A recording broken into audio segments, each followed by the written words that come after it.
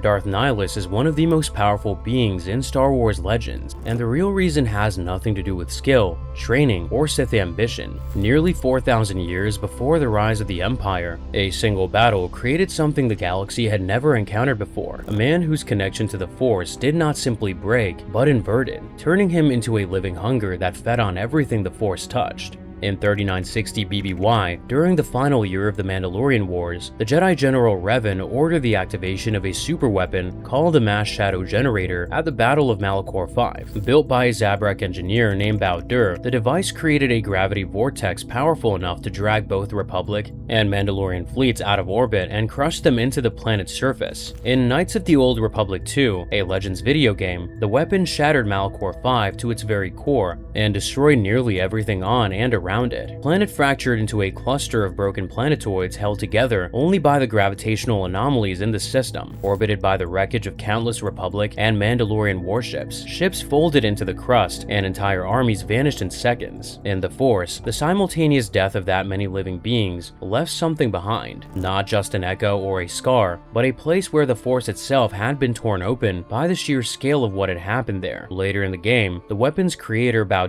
reflects on what the activation cost him. Even years after the battle, his thoughts still echo with obedience to the general who gave the order. He tells the exile that he destroyed planets for her, and that he died at Malachor V, describing the event not as a military victory, but as something that hollowed him out entirely. Among the survivors was a human male whose identity has never been confirmed in any Legends source. The Knights of the Old Republic campaign guide, a Legends reference book published by Wizards of the Coast in 2008, describes him only as a victim of the Mandalorian Wars who lost everything: his possessions, his loved ones, and the will to live. Whether he had been a Jedi, a Republic soldier, or a civilian caught in the crossfire, no Legends text has ever answered. The game's lead designer Chris Avellone stated in developer commentary that this gap was deliberate, describing Nihilus as the exile's other half, someone who took a more self-destructive path rather than denying the Force during the battle. The man was never meant to have a name or a past. He was defined entirely by what Malachor turned him into. What Malachor turned him into was something the galaxy had no category for. While illness consumed his body, a vast emptiness ate away at whatever remained of his humanity. Then that emptiness developed its own need. The first time he drained another being's life energy, it was unconscious and involuntary, frightening and nauseating. But for one brief moment, the memories, the illness, and the hunger all disappeared. That relief lasted only seconds. The more he indulged the hunger, the shorter the satisfaction lasted and the more severe the craving became, until he was feeding relentlessly and still always wanting more. Euphoria, followed by tolerance, followed by escalation. This is not a Force technique with a learning curve, but addiction with a body count. In KOTOR 2, Preya, a former Jedi Master and Sith Lord who would later train him, describes his condition in terms no other Sith in Legends has ever received. She calls him more of a hole in the Force rather than a living thing, and says his power is not something he can direct or focus, much like hunger itself. At another point, she warns the exile that the less said of Nihilus, the better, because even a stray thought may draw him. She also says there is no strength in the hunger he possesses, that the will behind his power is a primal thing, and that it devours him as he devours others, with his mere presence slowly killing everything around him, feeding him. Even at the mechanical level, the same picture holds, where every other Sith Lord in the campaign guide is listed by species and class in standard terms. Nihilus is tagged as a medium human. Darkside Aberration, assigned a challenge level of 19, with a class breakdown of Soldier 7, Sith Apprentice 7, and Sith Lord 5. The rulebook refused to classify him as a standard Sith. His signature abilities were Drain Force and Sever Force, powers built around subtraction, not projection. His stat block does list conventional Sith abilities, including Force Lightning, Force Grip, and Force Scream, but his defining talents all center on draining, severing, and consuming rather than attacking. He did not push outward the way Sidious or Revan did. He pulled inward, collapsing everything around him into the void where his identity used to be. But the most disturbing stage of his transformation was still ahead, because his body was failing faster than his hunger could sustain it. As the Lord of Hunger greedily consumed entire planets' life energy, the dark side broke him down even faster. His response was to use the Force,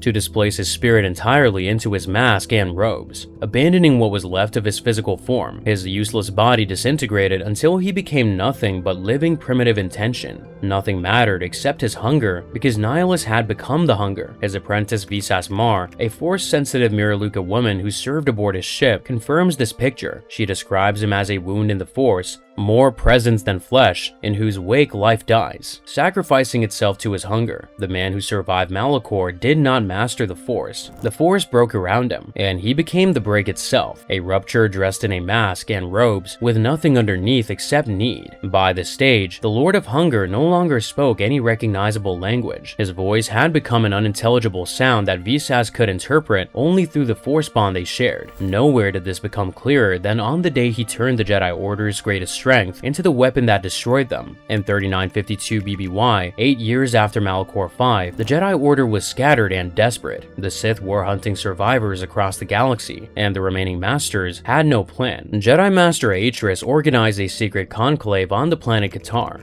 a colony world of the Miraluka, a species whose every member perceived the world through the Force rather than through physical sight. Atris chose Katarr because she believed the natural concentration of Force energy among the Miraluka would give the surviving Jedi clarity. Roughly the last 100 known members of the Jedi Order gathered on the planet's surface. Then, Atris deliberately leaked the Conclave's location, hoping to lure whatever Sith threat was hunting them into a trap she could control. The trap worked in the wrong direction entirely. Nihilus sensed the gathered Force energy from across the galaxy, drawn to it the way a predator is drawn to blood, except that the Lord of Hunger had no predator's choice in the matter. He could not resist it, and he did not try. The Star Wars The Old Republic Codex records that the Lord of Hunger devoured the life energy of everything on Katarr, killing millions of Miraluka along with most of the Jedi Order's senior members. 3 of the fallen Jedi Masters are identified by name: Zar Lestin, Dorak, and Vandar Takari, all members of the Dantooine Council from the first Knights of the Old Republic video game. Atris herself did not attend, surviving instead in seclusion on Telos 4, surrounded by Sith holocrons that were slowly corrupting her. While the gathering she had organized ceased to exist, the Jedi's plan to concentrate their remaining strength had become the very mechanism that fed their destruction. Freya explains the underlying mechanism as the ability to draw upon the strength of others, noting that when this ability is touched by the dark side, it becomes something else entirely, something deadly. The Miraluka were not collateral damage.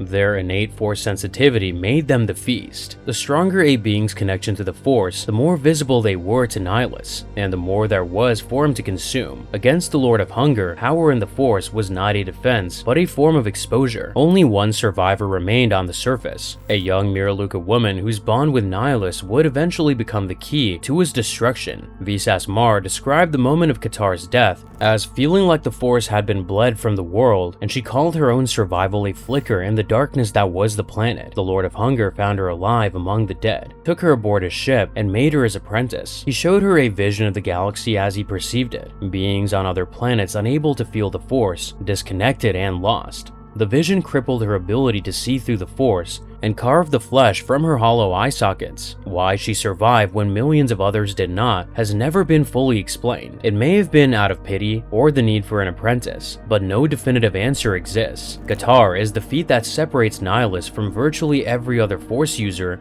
in Star Wars history. Most Sith, even the most powerful, operate on the scale of individuals, armies, and battles.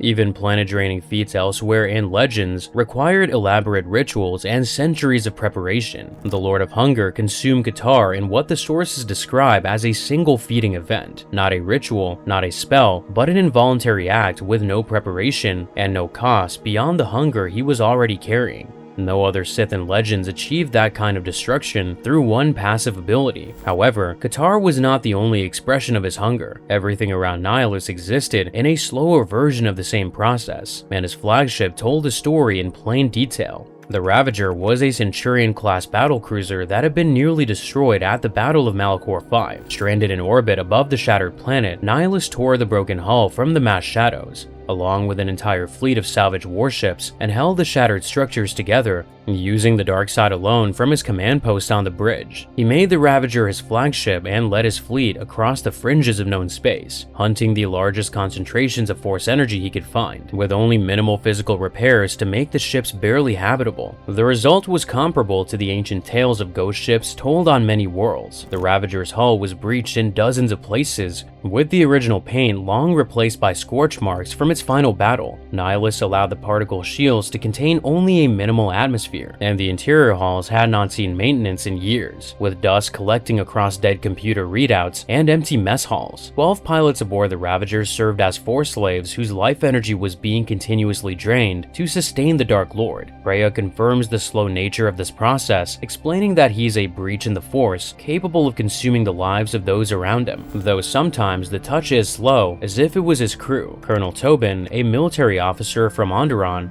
had originally served under the separatist General Vaklu. Nihilus had allied with Vaklu to use Onderon as a staging ground for the Sith, and when that alliance collapsed, Tobin was left aboard the Ravager with no way out. He describes the ship as a graveyard of a terrible battle where everything slowly dies as long as Nihilus hungers. In another exchange, Tobin says the hunger filling the vessel is power, but power that consumes without end. By that point, Tobin was the shell of a man, a slave kept alive with just enough life energy to remain functional, his body visibly wasted by the dark side energy saturating the vessel. He only turned against the Lord of Hunger when the exile convinced him that Onderon, his home world, would be the next place Nihilus came to feed. The Ravager was not just a ship, it was a slow-motion Katarr, a dead structure sustained by feeding. Its 12-pilot crew drained across weeks and months, the way an entire planet had been drained in seconds. Ship, crew, and master form one continuous act of consumption. This is where any comparison to other Sith Lords falls apart entirely, because every other legendary Sith in Star Wars history was dangerous for the opposite reason. Cities built a galactic empire through decades of political manipulation. Vitiate ruled a hidden Sith civilization for over 1,000 years. Revan led armies, converted enemies, and reshaped galactic politics across 2 years. Darth Bane dismantled the entire Sith Order and rebuilt it from nothing around the rule of 2. Each of those Sith Lords was dangerous because they could think,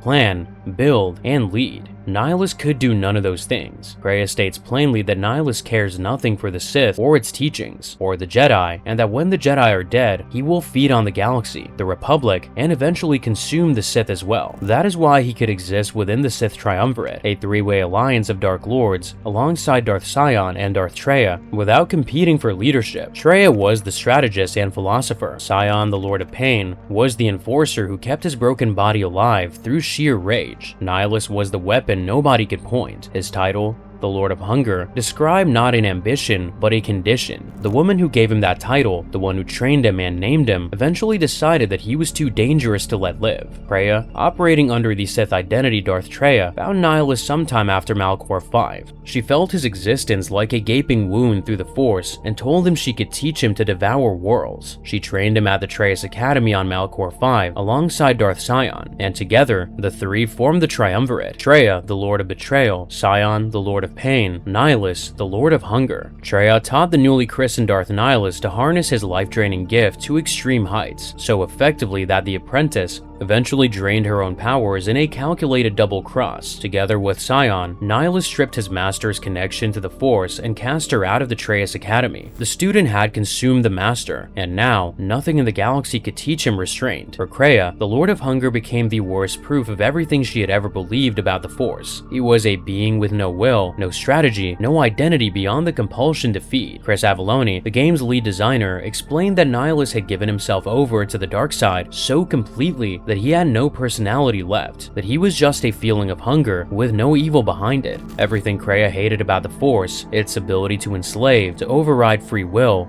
to turn living beings into instruments of something larger than themselves, was embodied in the apprentice she had trained and lost control of. But Nihilus was only half of the equation that Malachor V had produced. The other half was the one person in the galaxy whose existence was built to counter his. The Jedi Exile, later identified in legends as Mitra Surik, was a Jedi who had followed Revan to war and was present at Malachor V during the same battle. Like Nihilus, the Exile became a wound in the Force as a result of the mass shadow generator's activation. Jedi Master Katarr describes what the Council saw when the Exile returned. She carried all those deaths at Malachor within her, and it had left a hole, a hunger that could not be filled. However, where the Lord of Hunger gave himself over to the hunger and fed on Force energy to survive, the exile severed her own connection to the Force entirely. She chose denial, where Nihilus chose dependence. The surviving Jedi Masters accused the exile of having regained her connection to the Force by feeding on death and leeching the life energy of her companions. But unlike the Lord of Hunger,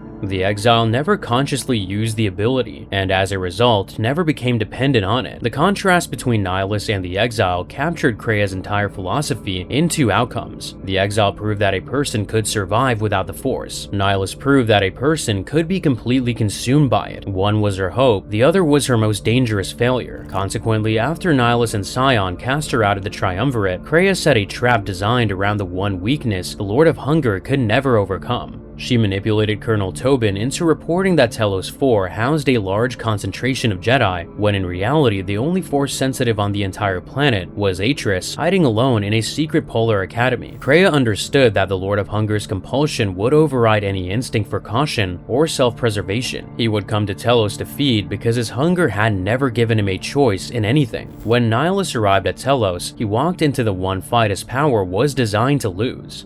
The Jedi exile boarded the Ravager alongside Mandalore the Preserver, the warrior once known as Canderous Ordo from the first KOTOR game, and Visas Mar, supported by a detachment of Mandalorian Neo-Crusaders. The Ravager, over 1,200 meters long, was escorted by Interdictor-class cruisers, and the Mandalorians had to fight through the escort just to reach the flagship. Before confronting Nihilus on the bridge, the boarding party planted proton charges along weakened sections of the hull. They could not simply destroy the ship from outside, because Nihilus had the power to prevent its destruction as long as he was alive. On the bridge, the Lord of Hunger used the Force to freeze the exile and Visas in place, stunning them both before they could act. However, when the Dark Lord tried feeding on the exile, his hunger was mysteriously repelled, as if confronted by his exact polar opposite, and physically starved by the effort, he fell. The reason his drain failed is the central irony of his entire existence. While Nihilus fed on Force energy to sustain himself, the exile drew strength from those around her through bonds she had formed, pulling Force energy inward in a way that mirrored his own mechanism. The Lord of Hunger could not drain someone whose relationship to the Force operated on the same principle as his. His primary weapon simply did not function against the one target Kreia had chosen for him. That being who could drain entire planets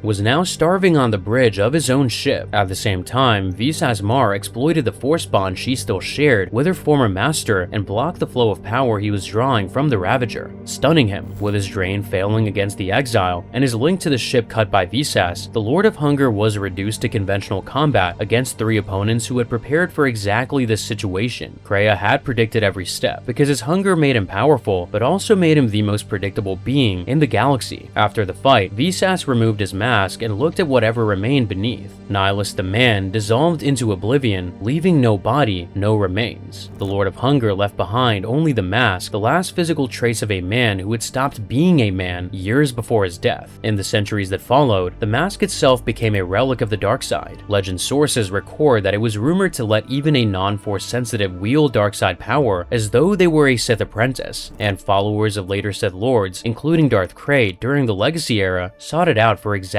that reason. The boarding party then detonated the proton charges, and the Ravager, the ghost ship that should never have flown, finally broke apart for good. Kreia frames his entire existence with a single observation: Nihilus was already dead, and it was simply a question of how many he killed before he fell. The Lord of Hunger surpassed every Sith in raw, immediate destructive reach, but only under one set of conditions: a target rich in Force-connected life, no opponent who could reflect his drain, and no one willing to exploit his inability to resist feeding. Under those conditions, he was nearly unstoppable. Outside of them, he was a dying spirit trapped in a mask, following a hunger that was consuming the galaxy and himself at the same rate. He was not the Force's greatest master. He was its most dangerous malfunction, a wound that could not close, a hunger that could not be satisfied, and a weapon that could never be aimed. He was terrifying not because he chose power, but because he never had a choice at all. Thousands of years later, the Lord of Hunger's legacy still carried weight. In the Darth Plagueis novel, a legend source, Plagueis himself lists Nihilus alongside Darth Sion as examples of what the dark side does to the bodies of those who surrender to it completely. In the same passage, Plagueis calls the power of the dark side an illness that no true Sith would wish to be cured of. For Nihilus, that illness was not a metaphor, but everything he had become. Nihilus belonged to an era when ancient Sith were fundamentally more dangerous than their modern successors, operating under rules the galaxy eventually forgot. Ironically, the general who ordered the weapon that created Nihilus at Malachor V later argued that true Jedi were always stronger than the Sith he helped unleash.